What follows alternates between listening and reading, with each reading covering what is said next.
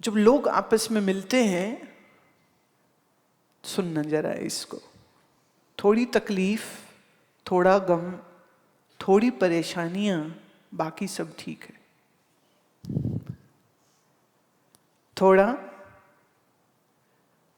थोड़ी तकलीफ, थोड़ा गम, थोड़ी परेशानियां हैं, बाकी सब ठीक है। चंद मुश्किलें, थोड़ी उलझन, थोड़ी बेचैनियां, बाकी सब ठीक है। कभी रुक सी जाती है धड़कन और ये सांसें अटक जाती हैं। कुछ उम्र की है थकावट, कुछ बीमारियां हैं, बाकी सब ठीक है। जी रहे हैं हम यूं कि रस्में अदायगी समझो। जी रहे हैं हम यूं कि रस्में अदायगी समझो। कुछ अड़चने हैं, कुछ कठिनाइयां हैं, बाकी सब हाँ अपने हैं या कि गैर, सब एक से हैं। अपने हैं कि गैर हैं, सब एक से हैं। यहाँ धोखे हैं, रुसवाइयां भी हैं, पर बाकी सब ठीक है। समय की चोट से दो हिस्सों में बट गया है मन। समय की चोट से दो हिस्सों में बट गया है मन। एक तरफ शोर है, एक तरफ खामोशियां हैं, बाकी सब ठीक। मुद्दतों बाद मिला तो हंस के आईना बोला। आईना मैंने शीशा। मुद्दतों बाद मिला तो हंस के आईना बोला। शीशा कह रहा है, क्या कह रहा है शीशा? तुम्हारी शक्ल देख के शीशा कहता है शिकन है, दर्द है, चेहरे पे चंद झाइयां भी हैं, बाकी सब ठीक है। झाइयां मतलब ब्लेमिशेस। शीशा बोल सकता है तुमको सच, उसको तुम्हारा दर्द दिख जाएगा, जमाने को नहीं दिखेगा, क्योंकि जमाने के पास अपने ही दर्द बहुत से हैं, तो वो दर्द बांटते नहीं हैं। वो दर्द की तो बस कहानी खोल देते। इसीलिए मैंने कल भी ये बात कही, मैं फिर कहती हूं, जोगी से मिल, जोगी से जुगत ले, जुगत से जिंदगी को जी। जिसके जीवन में जोगी नहीं, उसके जीवन में जुगत नहीं, तो उसकी जिंदगी में जिंदगी नहीं होती। और जब जिंदगी में जिंदगी नहीं होती है, तब आदमी आत्महत्या करने लग जाता है। और आप जानते हैं कि ये घटनाएं कितनी बढ़ रही हैं। कोई इसलिए मर गया, पीआर नहीं हुआ। कोई इसलिए मर गया, पीआर तो हो गया, जॉब नहीं मिली। कोई इसलिए मर गया, जॉब तो हुई, पर हफ्ते बाद ही पिंक स्लिप मिल गई कि तुम्हारी जरूरत नहीं है। कोई इसलिए आत्महत्या कर गया कि शादी नहीं होती, और किसी ने इसलिए कर ली कि ऐसी भूतनी मिली कि जी नहीं सकता, बोले इससे तो मरना ही अच्छा। एक पति कह रहा था अपनी बात, वो कहते मेरी पत्नी बोलती है कि मेरी माँ ना साल में एक बार यज्ञ जरूर कराती थी घर में। वो कहती हवन कराने से ना भूत प्रेत सब निकल जाते, घर शुद्ध हो जाता है। पति कहता अच्छा हमारी शादी कब हुई थी?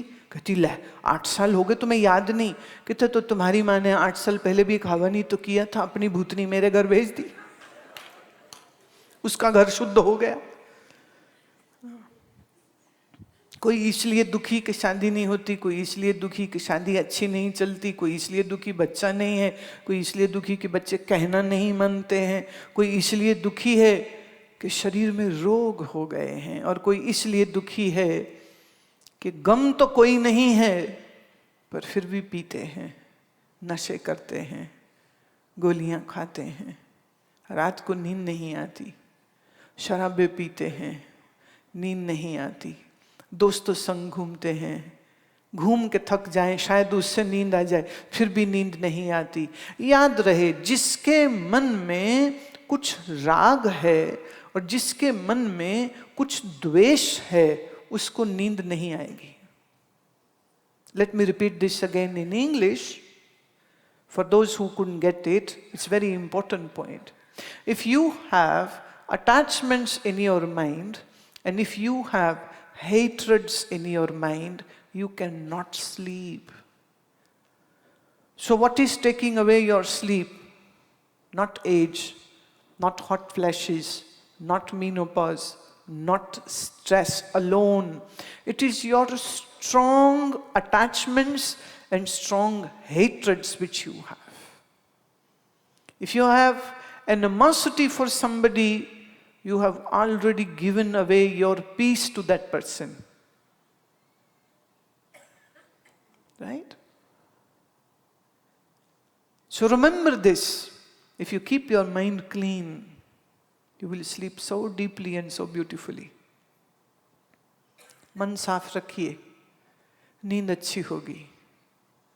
और मन साफ नहीं है, और हम हमेशा दूसरों को दोष देते हैं. इसने मेरे साथ बुरा किया, उसने मेरे साथ बुरा किया, ये भी ठीक नहीं हो रहा, वो भी ठीक नहीं हो रहा.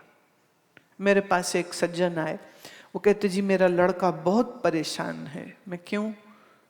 बोले इसने MBBS कर लिया है, MD भी कर लिया है, जॉब नहीं लग रही, इसलिए दुखी है. तो मैंने कहा काम ही करना है ना, तो थोड़े दिन किसी चैरिटेबल हॉस्पिटल में काम कर ले. कहते जी इतने पैसे लगाए हैं, वापस भी तो आने चाहिए. तो मैंने कहा पैसे ही कमाने थे तो कोई राशन की दुकान खोल लेते, तुमने MBBS क्यों किया? अरे हद हो गई, तुम तो महाराज एक तरह से बच गए. सरकारी खर्चे में सब कुछ हो जाता है तुम्हारा. यहां पर इंडिया में एक डॉक्टर नई क्लिनिक खोली, रामचंद्र जी की फोटो लगाई, अगरबत्ती जगाई.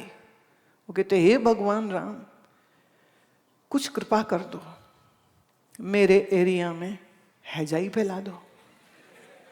हैजा नहीं तो स्वाइन फ्लू ला दो, स्वाइन फ्लू नहीं तो मलेरिया ही चला दो, मलेरिया नहीं तो खांसी जुकाम लगा दो. भगवान तेरी कृपा हो जाए तो मेरी दुकान चल जाए. तुम बीमार होते हो तो किसी डॉक्टर की क्लिनिक चलती है, और तुम बीमार ही नहीं होगे तो डॉक्टर क्या मक्खियों का इलाज करेगा वहां बैठ के? मक्खियों का इलाज करने लायक तो टूल्स भी नहीं है उसके पास. सुनो, सोच के देखो, डॉक्टर स्टेप्टोस्कोप लिए लिए मक्खी पीछे भाग रहा हो, चेक करा ले, चेक करा ले, चेक करा ले. मक्खी उड़ती फिर रही और डॉक्टर साहब उसके पीछे पीछे उड़ते फिर रहे हो. ये बात कैसे अच्छी हो सकती है? मैंने कहा देखो ये सोच ठीक नहीं, इस सोच को ठीक करिए. आपने MBBS किया, तुम्हें शौक था डॉक्टर होने का, उसके पास पेशेंट आ जाए बुखार, ग्लूकोज चढ़ाओ, पेट खराब ग्लूकोज चढ़ाओ, सिर में दर्द ग्लूकोज चढ़ाओ, पाँव में मोचा गई ग्लूकोज. ग्लूकोज तो चढ़ेगा ही चढ़ेगा, एंटीबायोटिक तो देगा ही देगा. ये उसका स्टैंडर्ड तरीका. छींक आ जाए कहीं ग्लूकोज लगाओ. मैंने कहा भाई कुछ दिन हमारी चैरिटी वाली एक क्लिनिक है, 2-4 को मैं जानती हूं, आप वहां भेज दीजिए. कुछ दिन सेवा की भावना से करे और फिर लग जाएगी नौकरी. कह जी कोई फायदा नहीं है, वो तो बहुत डिप्रेशन में चला गया, वो तो कहता मर जाऊंगा. मैंने कहा देख अगर नौबत यहां तक आ गई है कि मर ही जाऊंगा तो उसको हमारे पास भेज दे, तेरे किसी काम का नहीं रह गया. अब कहती जी वो तो देखो मैं जरूर भेज दूं, पर उसे ठीक करके वापस मेरे पास दे देना. ठीक करके उसको वापस मुझे लौटा दीजिएगा. तो मैंने कहा भाई ये मैंने कोई पंचर की दुकान तो खोली नहीं है. होता ना टायर पंक्चर हो जाए, पंक्चर लगवाओ घर ले जाओ. तेरा लड़के की अकल पंक्चर हो गई, मैं उसका पंक्चर लगाऊं तू वापस ले जाए, उसका भी क्या फायदा होता है? कितनी जो बड़ा ही दुखी है. मैं कि दुखी वाली कोई बात नहीं है प्यारे. दुखी होने की आदत हो चुकी है. क्यों? अज्ञान है. और अज्ञानतावश उसको ये लगता है कि बहुत पैसा होता है तो सुख होता है, वो इसलिए उसके पीछे दौड़ता है. कभी ये महिला मिल जाए तो सुखी हो जाएंगे, कभी ये पुरुष मिल जाए तो सुखी हो जाएंगे. और यहाँ मेरे को बहुत सारे स्टूडेंट्स मिले हैं, वो बेचारे एक ही प्रार्थना करते ना, नाक रगड़ते फिरते, कभी मंदिर कभी गुरुद्वारा, कभी PR हो जाए, बस ये हो गया तो सब सुखी हो जाएंगे. ना प्यारे, सुखी तब होगे जब बहुत सुंदर ये वचन आया जो सुख को चाहे सदा, शरण राम की ले, शरण राम की ले। जो सुख को चाहे सदा, शरण राम की ले। राम मतलब ज्ञान, राम मतलब परमात्मा। राम में फिर झगड़ा मत डालें, तो हिंदुओं का राम होता है, हम क्यों राम को चाहेंगे, हम तो हिंदू ही नहीं है। अरे भगवान के 1000 करोड़ों नाम में से एक नाम ये भी है। तुम्हें उसे एलर्जी क्यों होती, क्यों एलर्जी हो, किस लिए एलर्जी हो? तो ये जो रुके हुए दिमाग और बंद अकलें हैं, थोड़ा इनको खोलिए और थोड़ा ज्ञान का अमृत लेके जाइए भीतर। जुगत के बगैर जिंदगी कैसे चलेगी? जुगत को सीखने के लिए आवश्यक है कि हम, ज्ञान सिर्फ सुनने की चीज नहीं है। सुनने के साथ साथ कुछ साधनाओं को करने की भी जरूरत होती है। ऐसी साधना जिससे मन की भावनाओं को तुम नियंत्रण में रख सको। ऐसी साधनाएं जिससे तुम्हारा बेचैन मन एकदम टिक जाए। ऐसी साधनाएं जिससे तुम्हारी बुद्धि जो सारा समय घबरा जाती है, हिल जाती है, डर जाती है, बिखर जाती है, वो एक मुश्त हो जाए। जोगी जोग जुगत कमाओ। वो जोग की जुगती क्या है, क्या तरीका है जिससे हम शरीर भी स्वस्थ रख सकें और मन को भी स्वस्थ रख सकें, और भीतर अगर कोई परमात्मा है तो उससे सीधे सीधे मुलाकात कैसे हो सकती है, उसकी कुछ अकल समझ तो करनी पड़ेगी कि नहीं करनी पड़ेगी। कबीर साहब का बहुत सुंदर दोहा है। कबीर जी कहते हैं, ज्यों तिल माही तेल है, ज्यों चकमक में आग, तेरा साईं तुझ में जाग सके तो जाग। तिल माही ज्यों तेल है, ज्यों चकमक में आग, तेरा साईं तुझ में जाग सके तो जाग। Till sesame, as there is oil in the sesame seeds, as there is fire in that stone, similarly the Lord is right within you. But be awakened to that.